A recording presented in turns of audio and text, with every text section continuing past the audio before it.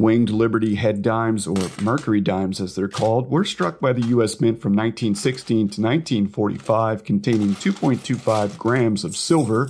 Each dime is worth $2.14 today, May 16th, 2024, or just over 21 times its face value, making Mercury dimes a valuable coin to stack or collect.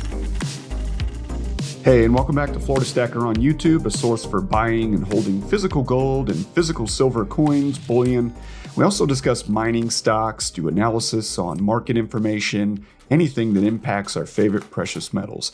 All right, I've got $50 in face value of 90% silver Winged Liberty head or Mercury dimes on the table today, or approximately 35.75 troy ounces of silver. Now, there are several options to choose from when stacking or collecting 90% silver coins, including dimes, quarters, and half dollars. The Morgan and Peace silver dollars were also composed of 90% silver, but when talking junk silver or circulated constitutional silver, I'll be sticking to the three denominations that I mentioned. Adolf Weinman designed the Winged Liberty dime, the same designer of the Walking Liberty half dollar and the inspiration for the American Silver Eagle, and is rumored to have used a 1913 bust of L.C. Stevens as inspiration for his design.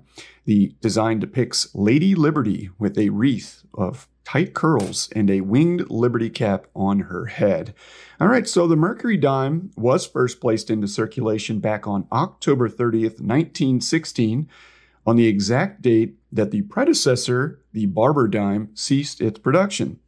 The coins were popular from the start, hard to find at banks when they first came out. People really liked them. They were well received by the American population, and their popularity really does remain strong today, as many silver stackers and silver collectors also enjoy the Mercury dime and often look for it when shopping for 90% silver coins. I get emails myself saying, hey, I'd like to buy 90%, but I only want Mercury dimes, all right? So these coins were mass-produced, making them a good stackable coin for 90% silver stackers, meaning the overwhelming majority of Mercury dimes in existence today did go into circulation and would be valued according to their silver intrinsic value, or the current spot price of silver, multiplied by the weight, which would be 2.25 grams.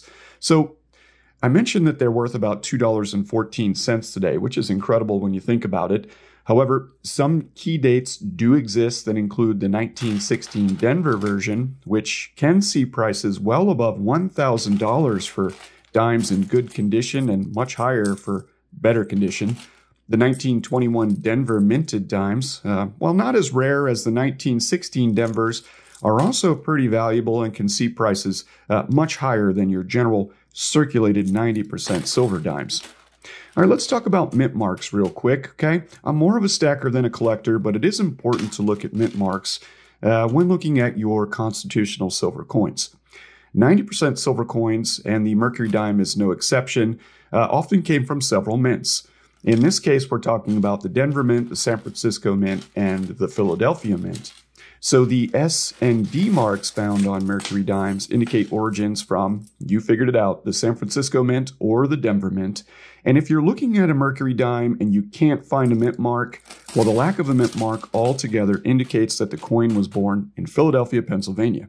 All right, one interesting fact about these coins does lie with the name itself. Here I am today talking to you about 90% silver using the term Mercury dimes. But where did the name Mercury come from to start with? Okay, well, doing a little research, it all comes from the obverse depiction of Lady Liberty, which was confused for the Roman god Mercury due to the winged cap on her head.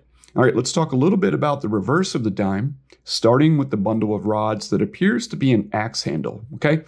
But it's actually a bundle tied together.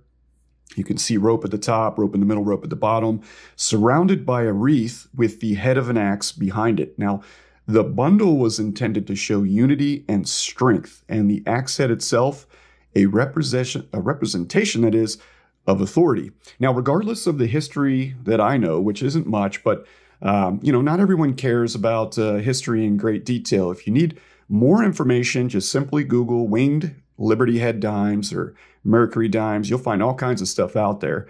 But for the purposes of today's video, look, there are collectors and there are stackers. So when it comes to stacking, obviously the history may not be so important to you, but this design is pretty famous and lasted for quite some time, obviously coming to an end in 1945, just after the death of Franklin D. Roosevelt. And when that happened, there was a demand for a new design, and that's why we've got the Roosevelt dime that still exists today. All right, so what are your thoughts on 90% silver Mercury dimes? Are you into them because it's a small denomination fractional silver coin? Do you stack them for a potential SHTF or barter situation, or do you like them because of their history and appearance? Many different reasons why people buy the silver that they buy. Also want to know if you have these in your collection, any of the key mint marks or rare dates that I talk about. All right, so let me know how you would rate this coin in the comments section. And thanks for visiting me today and watching today's video. If you're interested in purchasing circulated Mercury dimes, I can help you with that too, as I am a reseller. So please send me an email and I'll have my address listed in the video description section. And that goes for all silver and gold, not just Mercury dimes. All right, thanks for checking out the video. Please see my channel homepage for nearly 400 more videos discussing and reviewing gold, silver, platinum, you name it. And I look forward to seeing you back in my next video. Thank you for watching our video. I hope you subscribe to our YouTube channel.